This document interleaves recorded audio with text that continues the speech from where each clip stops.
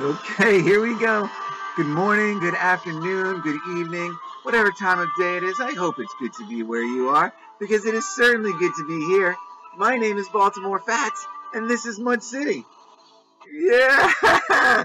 Okay, so I hope everybody is doing well today. We are going to continue with the story of the arches. What is this, chapter 8, I guess. And I do like calling it one arches. I hope I find more arches. That is the intent to put it out as that way. But I don't know. I might change it back to Book of Arches. I don't know. But so we're just going to do a quick recap here, and start putting it together with these seals, these medallions, whatever you'd like to call them, all on a vine that continues to grow, right? We have a start, right? And then we have destruction. We have a reset. We have rebuilding. We have replanting. We have happy culture. We have prosperity in government. Okay. And then we're coming up. Oh, and then we have progress. Right? Although it's interesting that one thing. I'll come back. I'm sorry. Just had a little thought there. So we have Samuel Morse here in the Morse code, and then we continue on, and we have our society again. Little checkpoint, right? This is where it's a checkpoint, right? And then the next symbol is this one. I'll get up a little bit on it. And I mentioned I thought this could be a woman, and that this looks like the dome of the Capitol building, right? And secret subscriber put out there a woman holding a bell, which is interesting. I'm going to look at that in a second. And I believe Fix and Time mentioned the flag, maybe Betsy Ross. Did you say Betsy Ross? And I wish I could make out what this image is here. I really don't know. But so I'm going to look at all of that. Right, but I wanted to start with the bell because that was interesting, because I didn't think bell originally, but it does look like a bell, right? And the dome in the Capitol building does look like a bell. So I was like, all right, let's start with bell. All right, and so here we go. We're gonna read from this. This is the symbolic meaning of bells. I will try my best to remember to link this for you guys. So bells have a deep symbolic meaning that is associated with the mind and the expansion of consciousness. You have to do some digging to reach that conclusion, of course. Well, you don't, because I've done all the graft for you. As you know, the sounding of a bell is a signal that informs us of something. The start or end of mass or class, an emergency, a wake-up call, or, in the case of the old town crier, to grab attention before making an announcement. Everybody knows that, right? We all knew that. You knew that, right? We can therefore deduce the symbolic meaning of a bell probably has something to do with information. You also know that information is a method of accruing wisdom, so you have a better understanding of something, right? That's what we're all trying to do here, right? We're all trying to put together things and come, have a deeper understanding of things, right? And this is ancient sages created esoteric symbolism to disguise the actual meaning of their writings. Yeah, they did. Those ancient sages. They used everyday objects people are familiar with to help them remember, learn, and understand complex lessons of consciousness and the mind. Dumb ape, look at picture. That's what they're saying here. But not ape, of course. That's the conditioning still in there. It's in there. It's hard to break that stuff. But you know what I mean. Whatever we are, you know, uh, whatever our design is, you know, look, look, understand, you know, just show them a picture. The official explanation of symbolic meanings given by religious institution also scratches. Wait a minute. Also scratch. That doesn't seem like a complete sentence to me. I don't know. In Christianity, the bell is said to represent the voice of God. That's the right. Bing. Yeah. I mean, a single pitch, right? That rides that you know starts strong and fades, right? In China, bells are rung to communicate with spirits. Buddhists, Hindus, and the Russian Orthodox Church also say the sound of the bell directly addresses the deity. The same religions also link superstitions to bells. Ringing a bell protects you by warding off evil spirits. Negativity is a better way to explain spirits. Now, I think this is interesting in terms of linking us and vibration and sound, because what this paragraph sort of tells me is that, you know, it says negativity is a better way to explain spirits. So that's like if you're in a bad mood or something has happened to put you in a not good frame of mind, that ringing a bell will ease that. You know, you just have to tune your brain again to that pitch or sound, and you'll feel better again.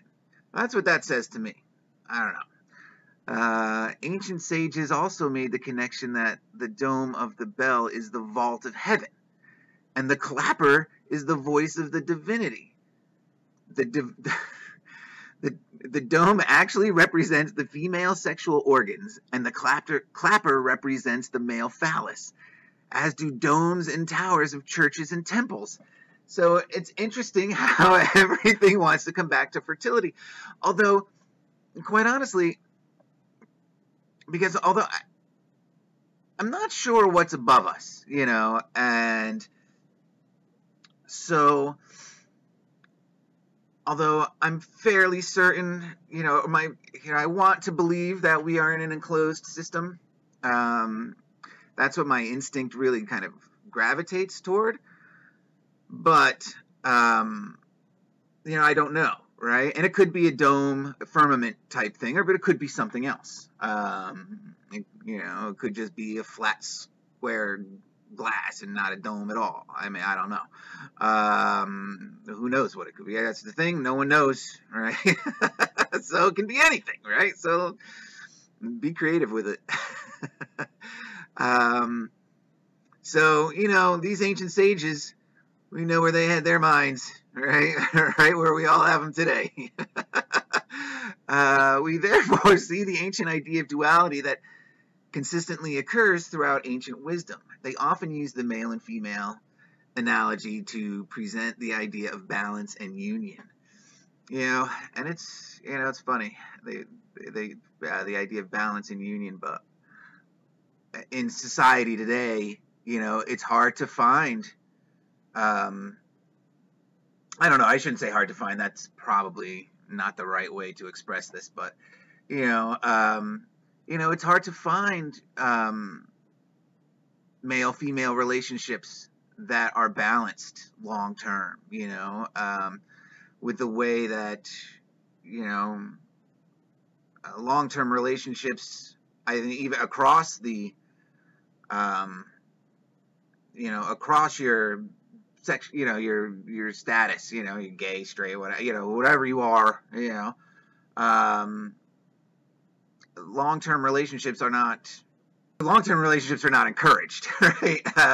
That's not what they're after. That's not what society is putting out, you know. I mean, there's so much that works against harmonious families, you know. Well, certainly in America, which is, you know, really my only experience, but I do see, you know, stories from, you know, across the world that you know, echo that, you know, and so they also say that, you know, so I think that's interesting, you know, that the ancient idea is balance, right? And so look how hard they work at keeping this ancient idea from us. That's kind of the way I'm looking at it. Everything is designed to keep us from balance and union, right? So, all right, so let's get away from that here. So, a balanced mind has the capacity to analyze a situation and be creative enough to find the ideal solution. Even in modern times, neuroscientists and psychologists describe the left and right hemispheres of the minds as having qualities mostly associated with male or female, right? Yeah, so here we go. They want to create that gender balance, that harmony, right? That's what they're telling us in our physiology, right? See, it's not a secret. They're just doing their best to make sure we're not looking for it, you know? In Buddhism, the resonance of the bell signifies pure wisdom because the sound is one of perfect harmony and clarity. I wonder what tone that bell made, right? The Hindu goddess Saraswati, the bringer of knowledge and wisdom, is associated with the bell. The reverberation of the bell is used to help worshippers disengage the mind so that it becomes receptive. Right? Again, connections with the, ringing a bell brings them to attention, right? It disengages the mind so that it becomes receptive, resets. The curved dome is said to represent Ananta, the celestial snake. All right, here's your serpent, right, on which Lord Vishnu reclines. The seven-headed serpent is symbolic of limitless consciousness. Seven-headed. Interesting. I have to look into some of these. What is it? The Bharata, right? The Vedas. Interesting stories over there. I know. So this person calls them breadcrumbs, right? The bell represents the mind's ability to ascend consciousness, awareness, and tap into the wisdom of our higher consciousness, which is boundless, the voice of God. Right? So, interesting. I never would have thought all about that, about the bell, but the more you think about, at least the more I think about the frequency angle and the connection with the sound machines that could have been these old churches, which we do connect to somatic frequencies and things like that. I mean, there's no coincidences with the sounds and the pitches and the vibrations. People have been putting it together for a long time. The problem is they don't want us to understand this. If they don't want us to put it together, right? What is the see, I wish I was better schooled in the Masonic traditions.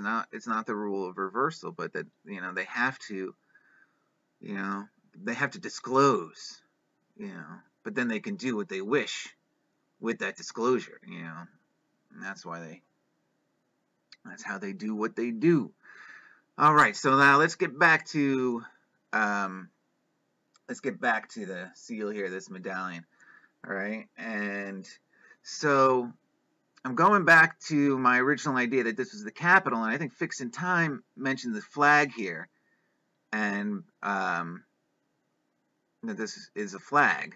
And so I zoomed up in on it, and I definitely believe that these were stars and definitely stripes, right? And so, and when I was zooming in and looking all over this one to try to get as close as I could to look and see what this is, I noticed another date. We got 1814, right? And so that's, another big clue as to what's going on here. As if the Capitol Dome wasn't enough, and because I happen to know that the architect is a Baltimore guy, and so that's what kind of tipped me to that. It's in one of the episodes somewhere. And so I was like, okay, now it's time to follow through. And so, and again, because what they're doing is they're telling the story of Baltimore and of themselves. There's double symbology, right? Because they're using these Roman and Greek concepts, and they're growing it. They're growing it all on a vine. So they're paying tribute to themselves and showing their greatness, in a small way compared to some of the other things that are out there, but subtle, and that's part of what you have to look at. And that's part of the great secrecy of Baltimore. I mean, it's not like blatant in your face. You got to go looking for it. So 1814, and so that's the Battle of Baltimore, right? And the writing of the, and Francis Scott Key, right? And which, will, and so there's so much happening, right? And also this lady here, Mary Young Pickersgill, right? This is a badass woman right here. She looks it too. She's a bulldog. She, she gets what she wants, right? And she did. She's an amazing, amazing woman, right? And I can't wait. So, and this is what I've been in some of the comments I mentioned. This medallion has like 100 stories, right? Because she makes the flag. She made the Star Spangled Banner. She made the flag that flew over Fort McHenry, that Francis Scott Key was, no pun intended, keying in on during the Battle of Baltimore. And so that brings me to her, and who she really is, you didn't think that was the only one of her, did you?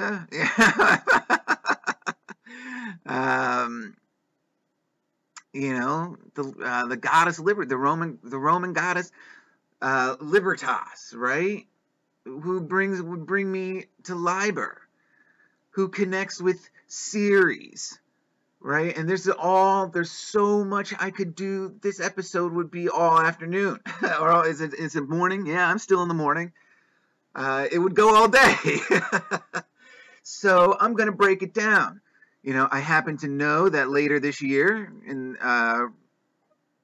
it'll be a good way to kick off whatever's, I'll never, I guess, officially start what I thought would be season 2 with the Romans and the Jesuits. But that will come eventually. The story's going to get there. I've been reading about it, and it's crazy what those people did.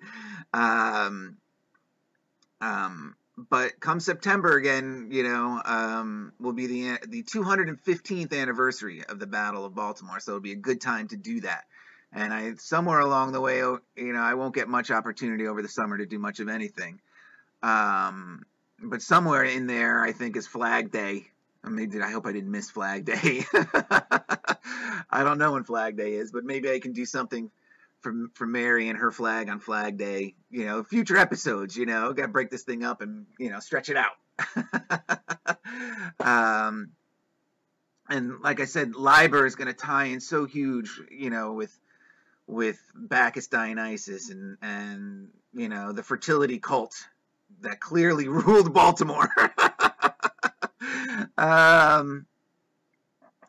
But so what also happened, and where